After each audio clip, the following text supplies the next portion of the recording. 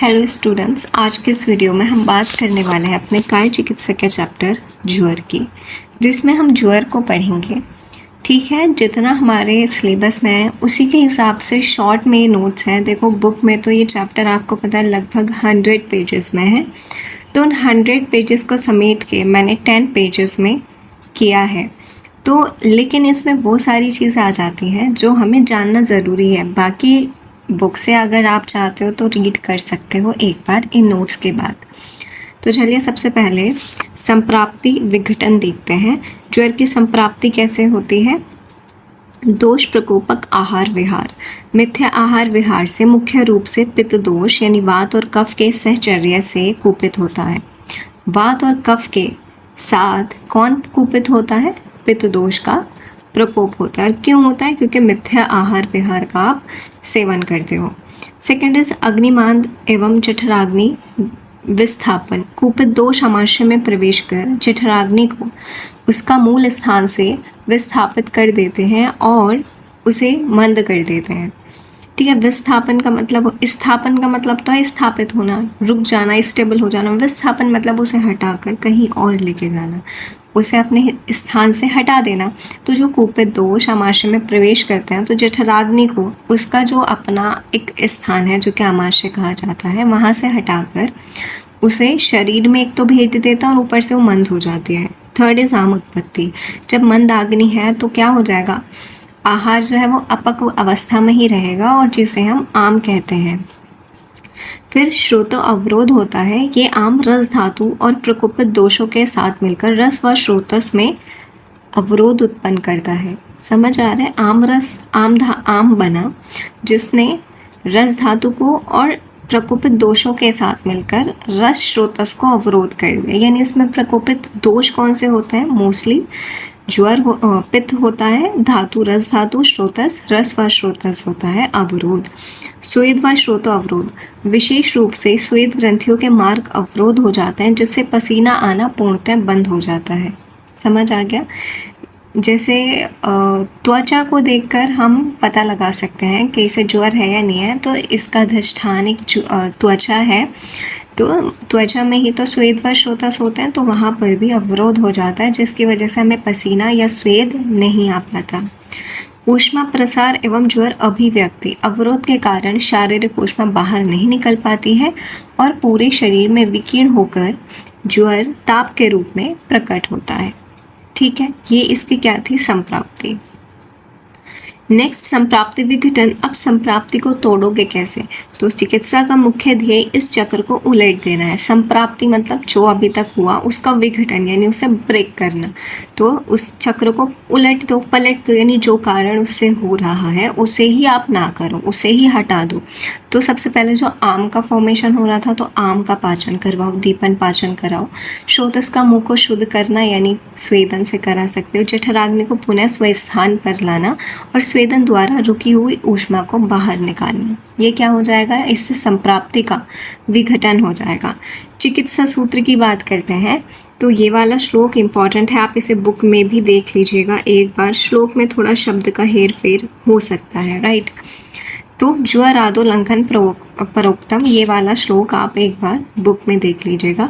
सबसे पहले इसमें चिकित्सा सूत्र और सामान्य चिकित्सा क्या है? चरण 1। सबसे पहले प्रथम 1 से 3 दिन आप लंघन कराओगे। शुरुआत अवस्था में उपवास और अत्यंत लघु आहार जैसे पेय दिया जाता है। ये आम का शोषण करता है और मध्य पड़ी अग्नि को बिना किसी भार के पुनः प्रदीप्त होने का अवसर देता है। जैसे कि संप्राप्ति में बताया गया है, तो आम का फॉर्मेशन हो जाता है और ऊपर से अग्नि भी इतनी मंद है।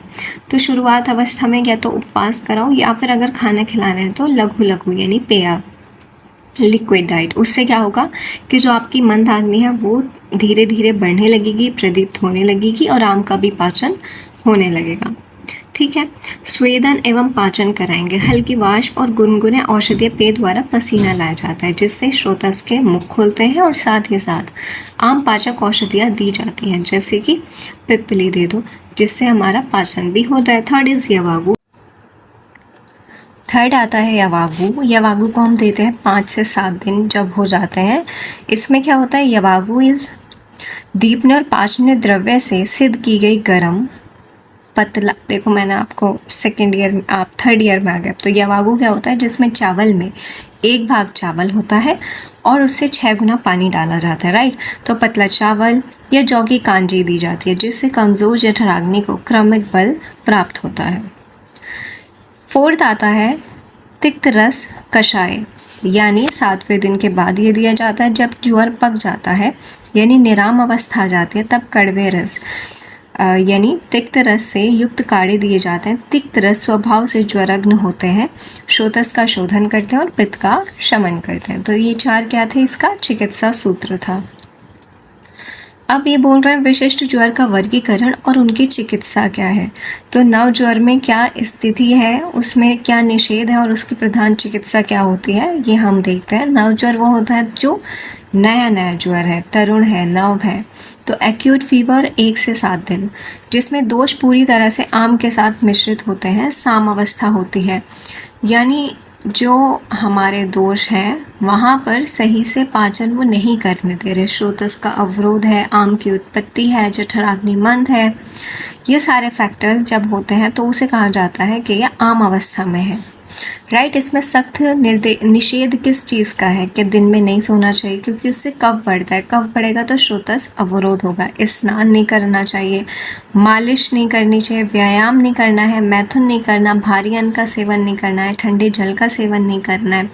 इस अवस्था में शुरुआत में स्तंभन द्रव्य नहीं देना है या विरेचन नहीं कराना है, अन्यथा दोष भीतर ही अवरोध होकर रोग को बढ़ा देते हैं।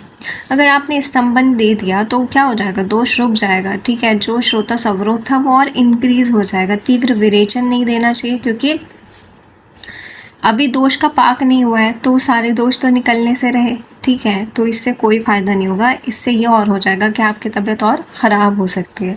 प्रधान चिकित्सा, पूर्व में विश्राम, आराम करो, उष्णोदक दो, गुनगुना पानी दो, ताकि जो अग्नि मंद है वो दीप्त हो जाए, जो आम है उसका पाचन हो जाए और श्रोतस का मुख खुल जाए, और लंघन कराना चाहिए।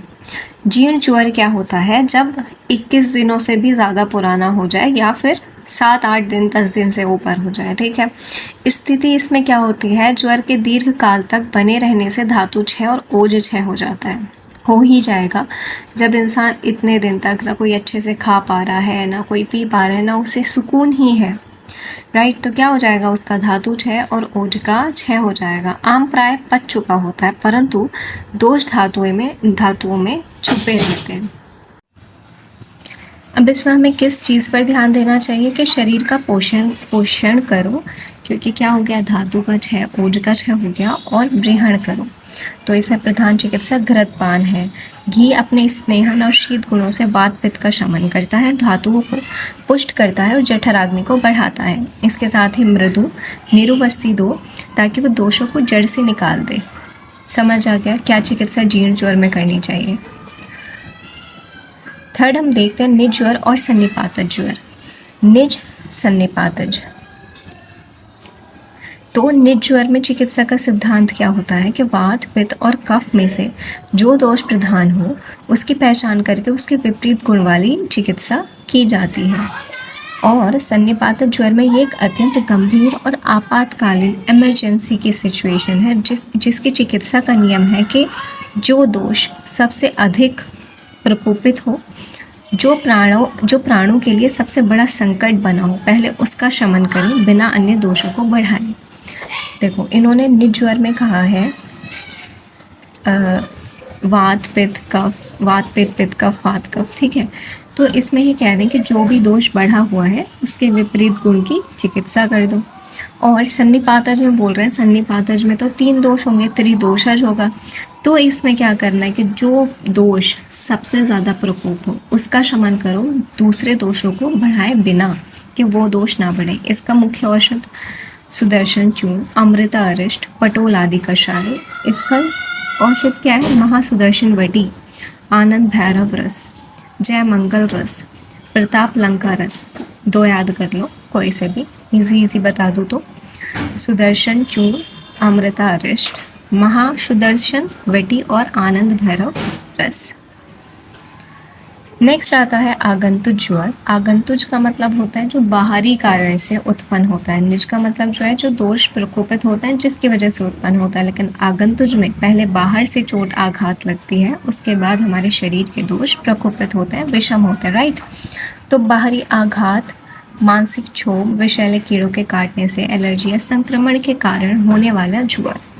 इसकी चिकित्सा, इसका उपचार 2 स्तरों पर होता है। सबसे पहले शारीरिक कारणों हेतु जो शरीर की वजह से हो रहे हैं, जैसे विषहर और व्रण रोपक औषधियाँ दी जाती हैं। कीड़े ने काट लिया तो विषहर दो, व्रण हो गया, एलर्जी हो गई, दाने हो गए तो व्रण रोपक औषधियाँ दो। मानसिक कारण हेतु जो कि हमने पढ़ा, भय, क्रोध, शोक की वजह से ज्वर हो रहा है तो उसे संतावना दो। और अदृष्ट कारण जिसका हमें पता ही नहीं है तो उसमें देवव्यपाश्य चिकित्सा करनी चाहिए, जैसे मंत्र, बलि, दान, ये सारे, राइट। तो ये था। नेक्स्ट आता है धातुगत ज्वर की चिकित्सा। ये तो मैं आपको पढ़ाऊंगी बाद में, ठीक है, ये इससे मत करना, ये मैं आपको बताऊंगी। विषम ज्वर की देख लेता है। 2 शब्द धातुओं में लीन होकर कुछ समय शांत रहते हैं और निश्चित अंतराल पर पुनः भड़कते हैं, प्रकोपित होते हैं, तो उसे विषम ज्वर कहते हैं। जैसे संतत, सतत, अन्य ये कैसे पढ़ूँ मैं, अन्य, दुष्क, ठीक है, तृतीयक और चतुर्थक, राइट। तो इसके इसमें बोल रहे हैं विषम मतलब पहले शांत हो जाता है फिर बार बार आ जाता है, पहले शांत हो जाएगा फिर बार बार आ जाएगा। क्यों? क्योंकि ये धातुओं में लीन होकर, अब ये धातुओं में जब इसे एक फेवरेबल कंडीशन मिल गई तो आ गया, तुमने थोड़ा सा परहेज कर लिया चला गया, फिर इसे फिर अपथ्याहार विहार का सेवन कर लिया फिर से आ जाएगा। तो इस तरह जो बार बार आता जाता रहे, दैट इज कॉल्ड विषम ज्वर। ये 5 तरह का होता है, संतत, सतत, अन्य, दुष्क, तृतीयक और चतुर्थक, राइट।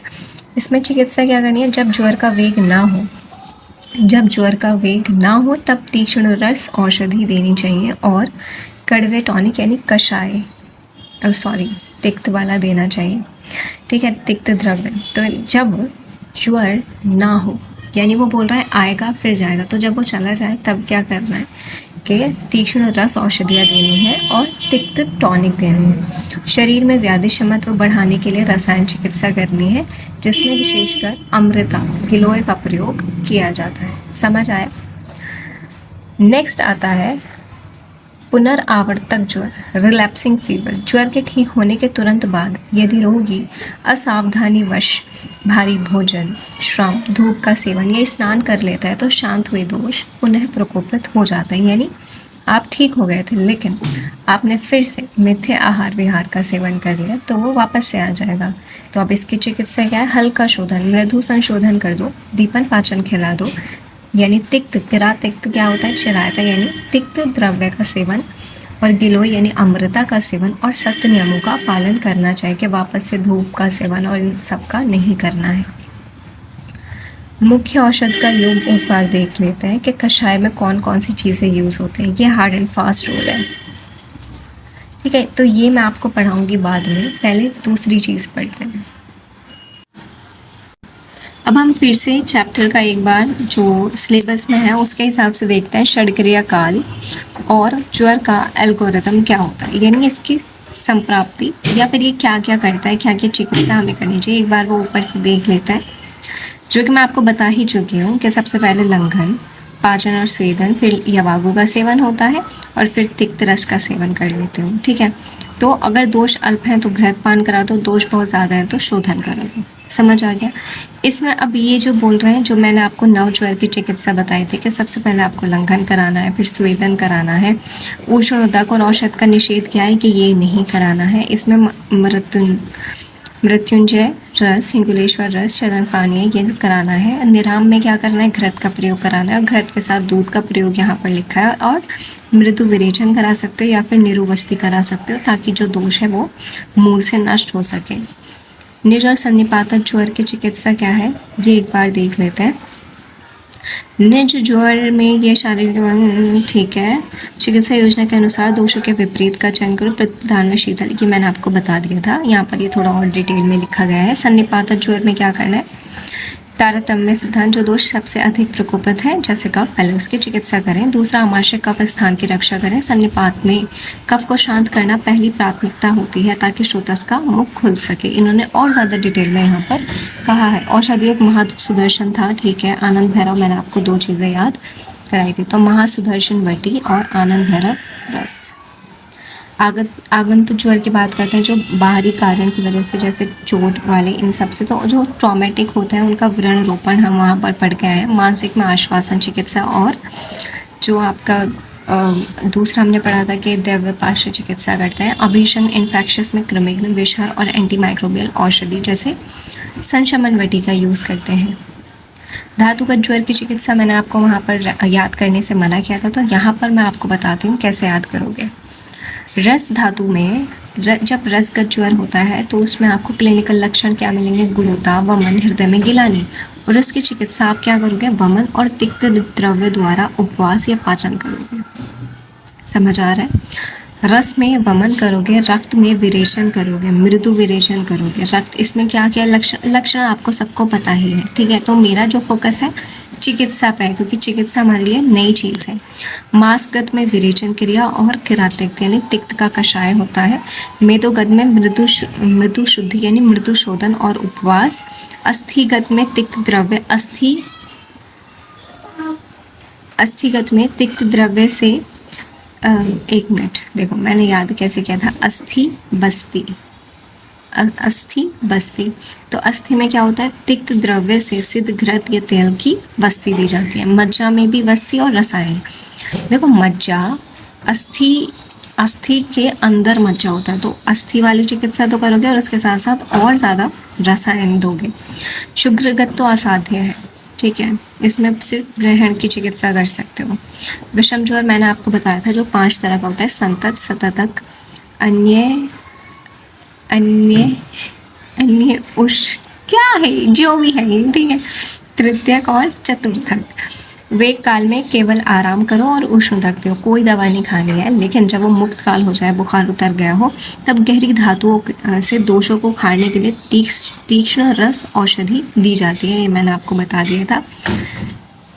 और भाई साहब, इसमें आपको औषध कौन कौन से? अमृता अरिष्ट ले लेना बस, ठीक है। जो क्या लिखा है? अमृता अरिष्ट, सुदर्शन चूर्ण। पुनरावर्तक ज्वर में क्या होता है? जो बार फिर से आ जाए, जब आप अशुद्ध अपथ्य आहार विहार का सेवन करो, तो इसमें ओज अत्यंत क्षूण यानी क्षय हो जाता है। यदि दोष कम है और ओज माध्यम है तो मृदु लंघन करा दो और तिक्त कषाय दे दो। यदि ओज बहुत ज़्यादा क्षीण हो गया है तो लंघन शोधन ना कराएं, बल्कि ब्रेहण और ओजोवर्धक चिकित्सा कराएं, ठीक है। औषध क्या होगा? किरातिक्त कषाय, दशमूलारिष्ट और च्यवनप्राश या गिलोय रसायन, यानी रसायन की चिकित्सा हमें करनी पड़ेगी क्योंकि यहाँ पर ओज का क्षय हो गया है।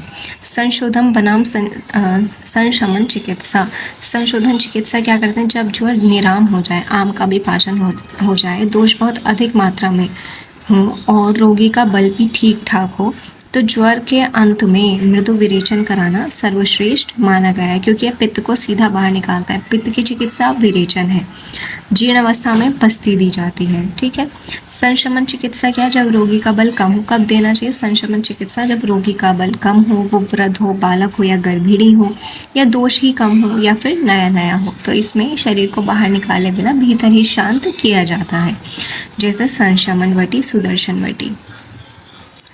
बहिपरिमार्जन और दैव्यपार्श्व चिकित्सा। बहिपरिमार्जन मतलब जो एक्सटर्नल थेरेपीज होती हैं, जैसे लेप करना और परिषेक करना, अभ्यंग करना, ये सारे। और दैव्यपार्श्व क्या होता है? जिसमें आपको यज्ञ, दान, जड़ी बूटियों का धारण और महामृत्युंजय मंत्र का जाप करना, ठीक है। पथ्य क्या है वो मैं आपको दूसरे टेबल में बताऊंगी, क्लिनिकल शीट, ठीक है। ये वाला। अब हम यहाँ पे वापस आते हैं। यहाँ से मैंने आपको छोड़ा था कि मुख्य औषधि योग क्या होता है,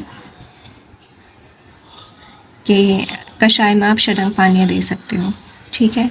और ठीक है, एक याद कर लो, चूर्ण वटी में सुदर्शन चूर्ण या महासुदर्शन वटी दे सकते हो। रस औषधि में महामृत्युंजय रस या फिर हिंगुलेश्वर रस का यूज़ किया जाता है। देखो ये ना आप सब में लिख सकते हो। इसका फ़ायदा क्या है? आपको याद ही नहीं आ रहा कि कौन सा देना है, तो देखो अमृता कहाँ गया वो? क्या था वो, अमृता का कुछ था ना, अमृता क्वाद था, तो वो दे देंगे सब में। तो ज़्यादा टेंशन नहीं लेना। श्रृंग पानी दे दो, चूर्णवटी सुदर्शन चूर्ण, ये याद कर लो, बस इतना ही लिख के आना, जो भी कुछ है लिख के आ जाना। मृत्युंजय रस, इंगुलेश्वर रस, गोदंती भस्म दे देना जीर्ण ज्वर में। या फिर देखो गोदंती भस्म क्या करता है, पित्त शामक है। पथ्य पथ्य एक बार देख लो। आहार पुराना चावल और जौ की गर्म व पतली यवागु, मूंग दाल का यूश उबालकर यानी उष्णोदक। बिहार क्या करना है, मानसिक और आराम से बेड रेस्ट करना है। शरीर को गर्म कपड़े या कंबल से ढकना है जिससे स्वेदन हो सके। क्या नहीं करना है, भारी खाना, मैदा, नया चावल, तला भुना, दही का सेवन नहीं करना है क्योंकि गुरु होता है। दूध का सेवन नहीं करना है क्योंकि वो जीर्ण ज्वर में है, नव ज्वर में नहीं। ठंडा पानी, आइसक्रीम या फ्रिज में रखा गया नहीं। दिन में नहीं सोना है क्योंकि श्रोतस को अवरोध करेगा, कफ को बढ़ाएगा। सिर का स्नान नहीं करना है। ठंडी हवा, कूलर, एसी का सेवन नहीं करना। वेगों को रोकना, अत्यधिक क्रोध, चिंता या शारीरिक श्रम नहीं करना है। तो इतना ही था प्यारे बच्चों ये ज्वर का चैप्टर। इसमें ये वो सारी चीज़ें हैं जो बहुत शॉर्ट में, और आपको एक कॉन्सेप्ट तो क्लियर हो गए होंगे। बाकी अगर आप चाहो तो बुक से पढ़ सकते हो, लेकिन मैं ऐसा मानती हूँ कि इससे भी आपके क्वेश्चन बन सकते हैं। आपसे कुछ पूछा जाएगा तो आप इतना लिख के आ जाओगे तो अच्छा ही है। तो अगर आपको इसके नोट्स चाहिए तो हमारे टेलीग्राम चैनल पर आपको मिल जाएंगे, वहाँ जाकर आप इन्हें डाउनलोड कर सकते हो। वीडियो पसंद आई है तो इसे लाइक कीजिए, शेयर कीजिए अपने सभी दोस्तों तक और सब्सक्राइब कीजिए हमारा चैनल। Bye bye.